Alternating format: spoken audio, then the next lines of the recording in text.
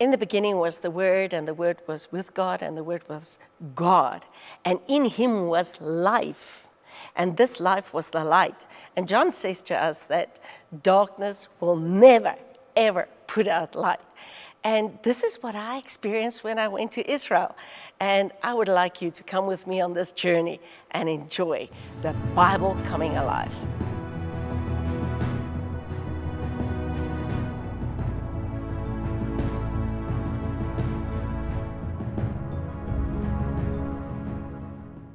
When Noah had to build the ship, the people said, "You're crazy." But what God said came to pass.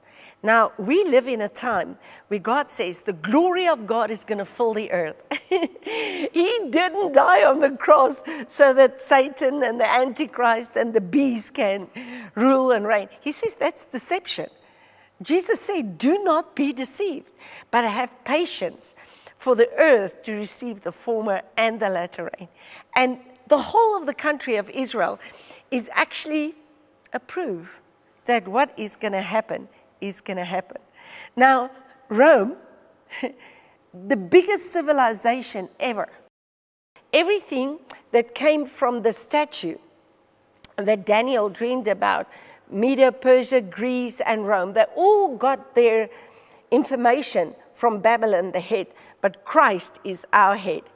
Now, I just want to say, what you see there, if you look at the ruins, is, oh my word, Rome was the strength of the statue of the kingdoms of the world, and it's lying scattered all over Israel. But that what God was doing is monumental, and it stands there for eternity, proving the authenticity of the Word of God. Oh, it was like, I was having my own parties all the time, just thinking of how awesome the Word of God is. Rome was like, there was places we went to that I have never even read about, and it's not in the Bible.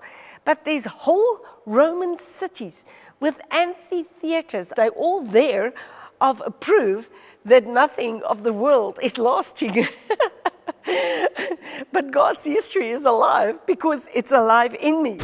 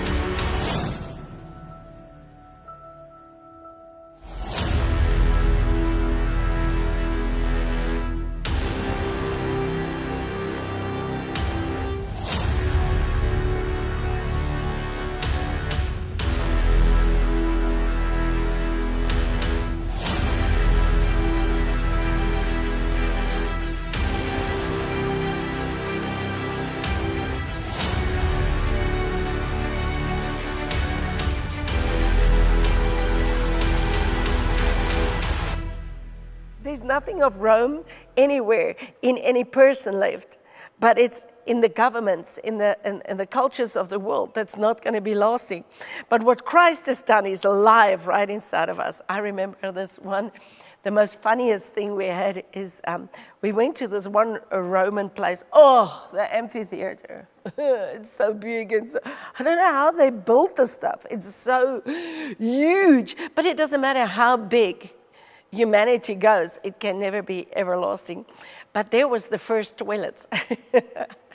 We all had a time of sorting out which toilet fits us, because this is hysterical. It was public toilets, and there was this trench that was dug, and then all the waste fell into the trench, and right in front of the trench there was a small little trench with water coming down. And it's actually, I don't know, explain on TV how they actually did it, because It is terrible. The men and the women all sat together in this public toilet, and it was marble slabs that were built in the wall, and it was just smoothed off on the edges. But the big trick about it is how big is the opening between the marble slabs. So you've got to understand how big your butt is, and then find yourself a slab with a bigger opening. Or so you sit with your one side on this one slab and the other side.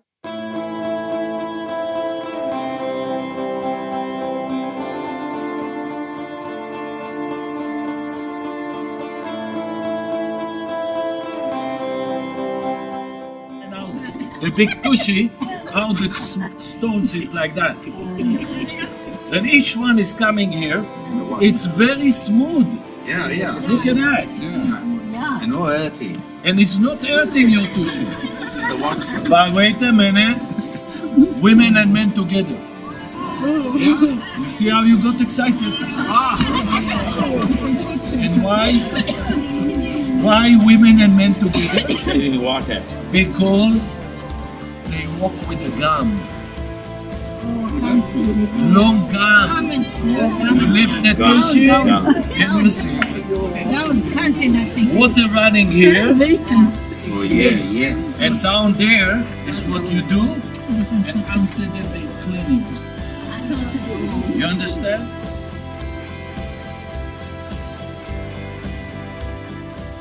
And then they have slaves that have got moss on sticks.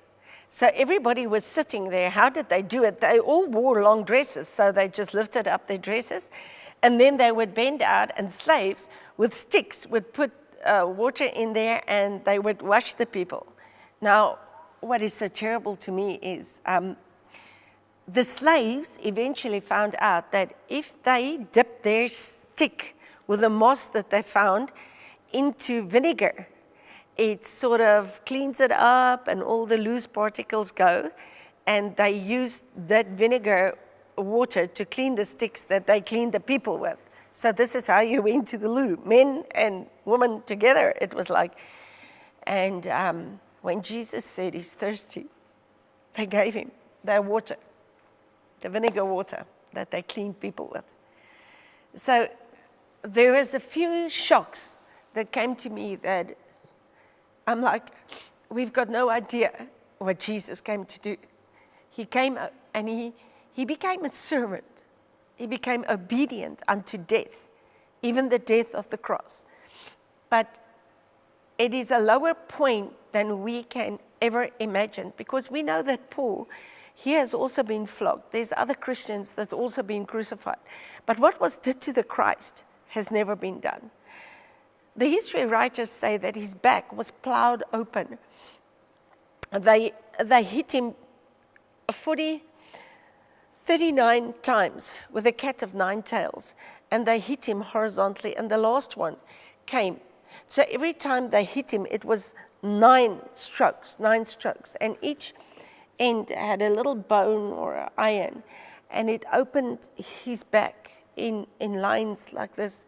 And the last one they hit, they say when they hit the last one, it burst open, that you could see his intestines. He was not a man. He was not in the form of man anymore. He took it everything. He gave everything. He became so low that he had to drink the vinegar water. And it's like, we just don't understand what Christ did for us. And if you understand the humbleness of the country,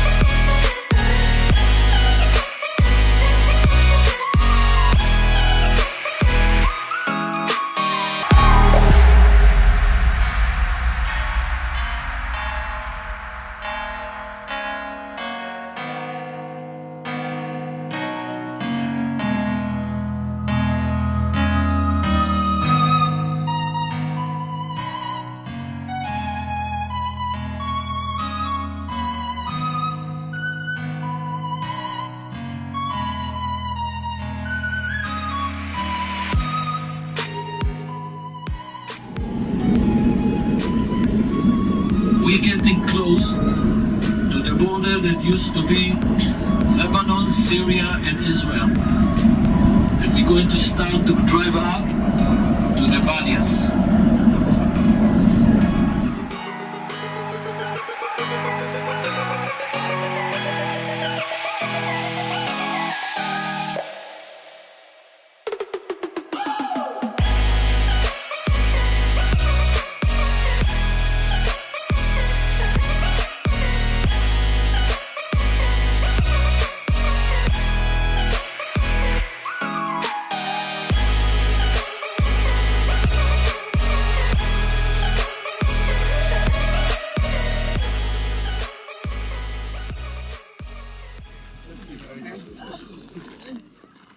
Looking down to the valley, and the valley is built on a way like that you have like 3 fingers sticking in to Lebanon and Syria.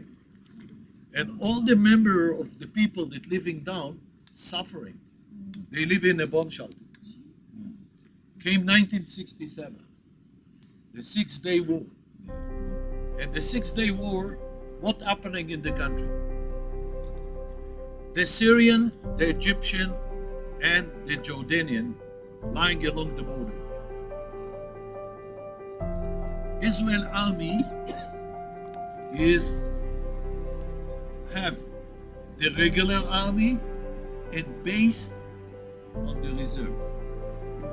We reserve in those days 2.5 million people.